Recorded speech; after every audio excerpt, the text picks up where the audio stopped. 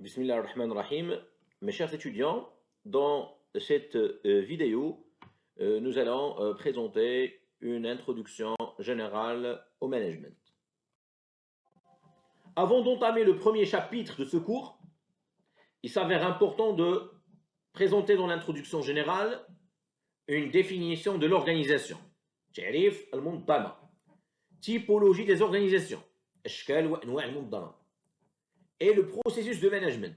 Lorsque je parle de processus, c'est un ensemble des étapes. Alors, si on veut comprendre l'organisation d'aujourd'hui, 2020, il est important de revenir un peu à l'histoire, le début de ces mots de management dans l'histoire. Moi, je vais commencer par Frédéric Winslow Taylor.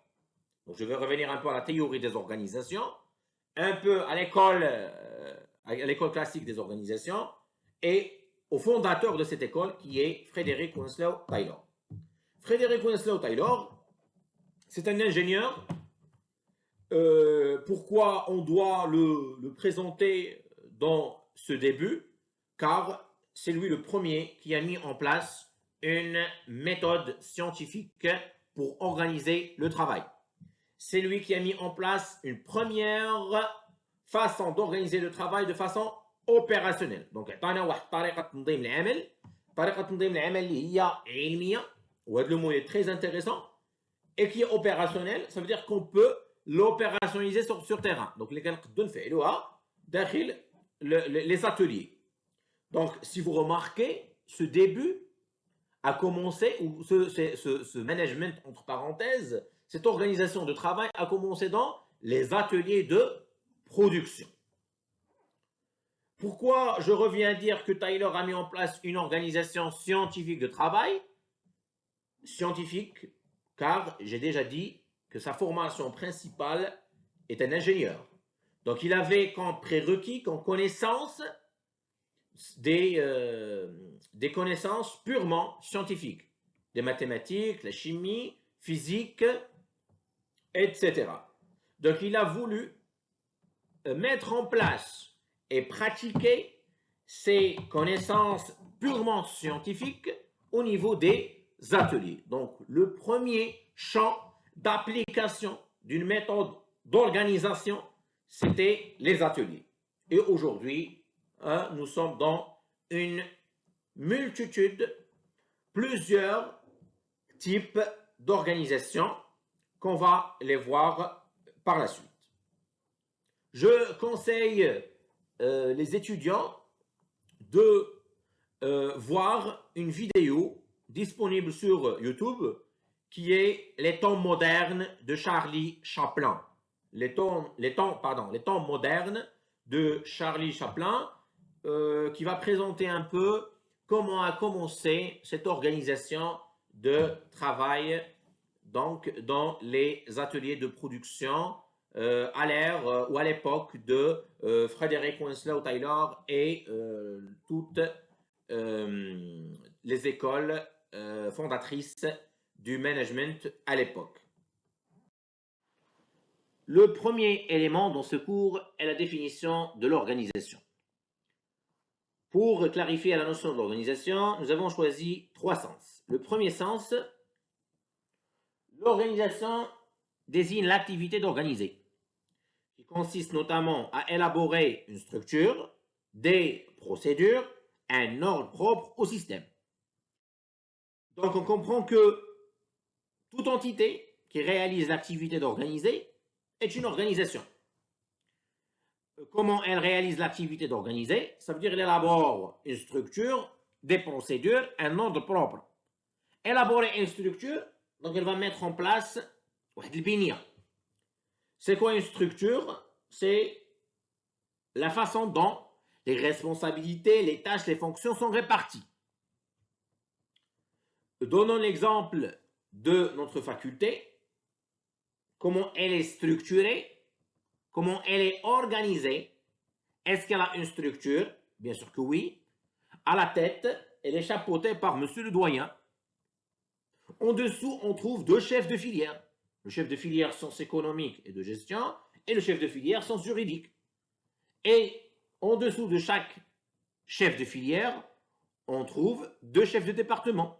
Par exemple, pour la filière sciences éco et gestion, il y a 2 chefs de département, le chef de département en sciences de gestion et le chef de département des sciences économiques.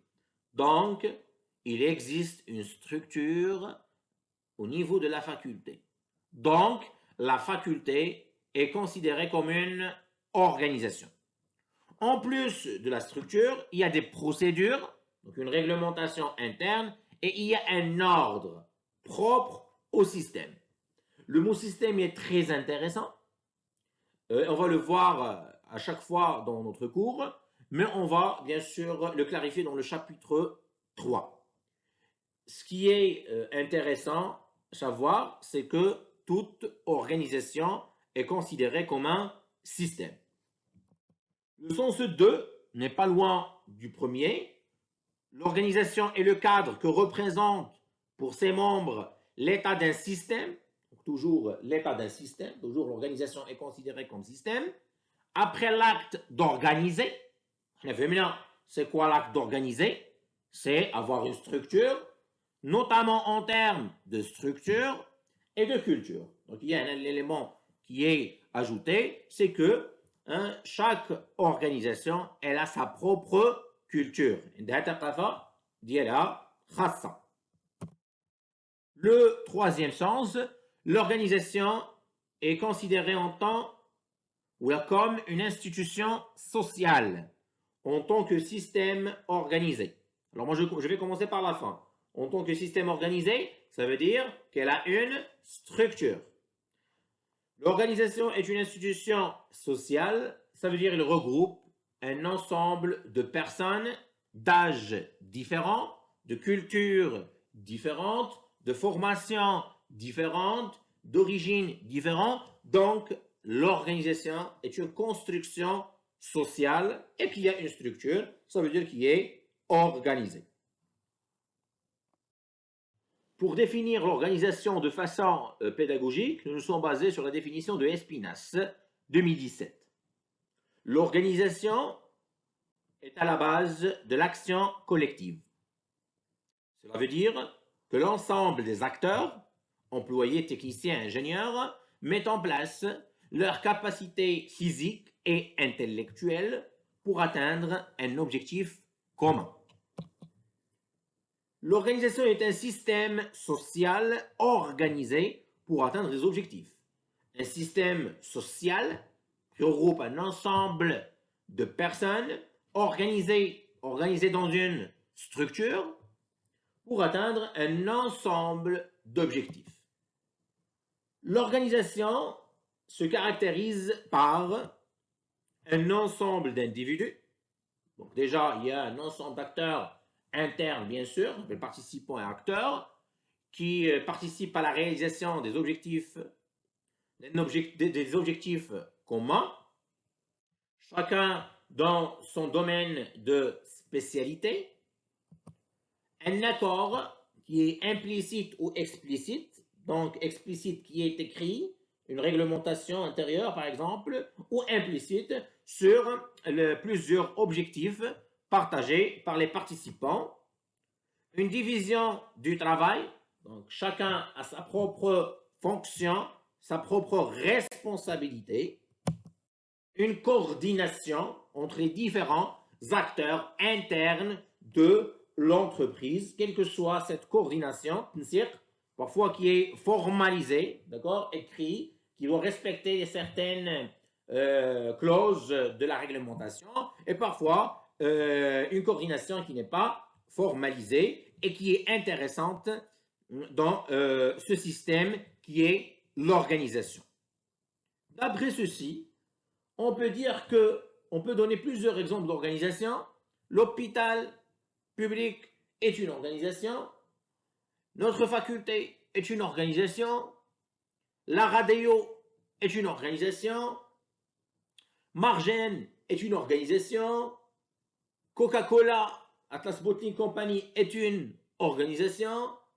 Centrale laitière est une organisation. Holcim est une organisation. l'administration publique. Par exemple, l'administration, la direction générale des impôts est une administration, est une organisation. L'ONCF, l'Office national des chemins de fer, est une organisation. L'ACTM est une organisation. Le deuxième point de cette vidéo est la présentation des typologies des organisations. Notre objectif est ne pas de donner une liste exhaustive des typologies de l'organisation, mais d'en préciser quelques exemples. La première classification dans ce cours est basée sur la nature des outputs de l'organisation. Ça veut dire sur la fonction de l'organisation. On va classifier les organisations selon leur fonction, selon les services qu'elles vont rendre à la société. Première typologie, les organisations de maintien des modèles culturels. Exemple, les associations culturelles, les regroupements religieux, les centres de recherche, les établissements de la formation, de l'enseignement et de la recherche scientifique. Deuxième, ce sont les organisations d'intégration. Ils ont pour objectif le contrôle social, contrôle des perturbations dans une société. Exemple, la police. Exemple, la justice. Les organisations politiques qui ont pour fonction principale l'augmentation de la capacité des personnes de la société et l'allocation des ressources, exemple, parti politique. Les organisations de production, ils regroupent toutes les organisations qui ont pour objectif la fabrication, la production et la distribution, la vente des biens et services. Lorsque je parle d'un bien, généralement il peut être matériel ou immatériel, selon la vision économique. Un bien matériel, c'est un téléviseur, un PC, un portable. Un bien immatériel, il s'agit d'un service, service bancaire, service d'assurance, service de transport. Donc ces organisations peuvent être, par exemple, Coca-Cola est une organisation de production, Cosumar est une organisation de production, mais aussi Margen est une organisation de production des services de distribution. Par exemple, je donne l'exemple des banques, ce sont des établissements de production des services. Le deuxième critère de classification des organisations est la nature des bénéficiaires principaux des outputs. Ça veut dire quelles sont les personnes qui vont bénéficier des outputs de ces organisations. Première typologie, ce sont les organisations de bénéfices mutuels. Qui va bénéficier de ce type d'organisation? Ce sont les membres eux-mêmes et les adhérents. Exemple, les clubs ou les associations professionnelles ou les associations de bénévoles. Deuxième typologie, les entreprises commerciales. Ceux qui vont bénéficier, bien sûr, en premier lieu, ce sont les propriétaires de ces entreprises commerciales. Néanmoins, il ne faut pas oublier qu'il y a aussi les clients et les salariés. Troisième typologie, ce sont les organisations d'intérêt public. Le mot là, il est clair, l'intérêt, il est public. Donc, généralement, l'intérêt, il est général. Qui va bénéficier? C'est l'ensemble de la société. L'ensemble des citoyens vont bénéficier des services, de la prestation des services de ce type d'organisation. Exemple, les hôpitaux, la Sûreté nationale, la justice, les écoles publiques de l'enseignement, etc. Le troisième point dans cette vidéo est le processus de management. On est dans l'étude de management des organisations. On a fait un aperçu sur les organisations, mais le management, nous n'avons pas encore défini ce concept. Mais il s'avère important de faire un petit passage sur le processus de management. Quand vous voyez dans le schéma, il existe un ensemble d'étapes du management qu'on appelle le processus de management. Alors ce processus de management commence par la planification, l'organisation, Par la suite, la direction et le contrôle. Généralement, dans le schéma, qu'est-ce qu'il y a? Il y a 3 volets. Il y a les ressources de base qu'on les trouve dans une organisation. Généralement, on parle des ressources humaines, employés, salariés, collaborateurs. On parle des ressources financières, on parle des ressources matérielles, les machines, on parle des matières premières, etc.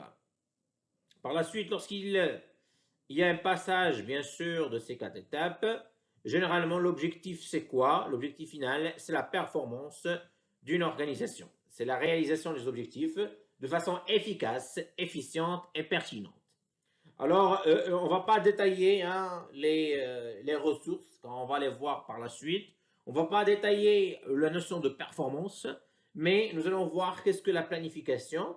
La planification, donc qu'est-ce qu'on va planifier? C'est préciser dans le temps le besoin en termes de ressources et les orientations de l'entreprise. Donc, faire une projection, mettre l'entreprise dans une image future, généralement, étudier ses besoins futurs en termes de ressources humaines, matérielles, financières, informationnelles, etc. L'organisation, bien sûr organisée, on a déjà bien sûr parlé lorsque vous entendez une organisation, c'est un système organisé, ça veut dire qu'il y a une structure. Ça veut dire, d'après la présentation synthétique de la structure de l'entreprise, on peut comprendre comment le travail est bien réparti, comment les tâches, les responsabilités sont réparties dans l'organisation. La direction, ça vient du mot diriger, c'est guider les actions de toute l'organisation vers l'atteinte des objectifs. Donc, essayer de guider, diriger, savoir guider, orienter les actions collectives de l'ensemble de l'entreprise vers l'atteinte des objectifs. On parle du leadership, par exemple, et de la communication. Ces 2 termes, leadership et communication, sont très importants, mais je vais en passer pour les définir après avoir défini le concept de management. Donc, la planification sur la première étape, l'organisation en deuxième étape, troisième étape, c'est la direction. Après, c'est le contrôle. Qu'est-ce qu'on va contrôler? On va contrôler, on va faire un contrôle par rapport à ce qui a été planifié, par rapport à la planification. Donc, faire une analyse des résultats obtenus avec les objectifs fixés et analyser les écarts. Donc, le contrôle, c'est la mesure des résultats obtenus et les écarts éventuels avec ceux attendus.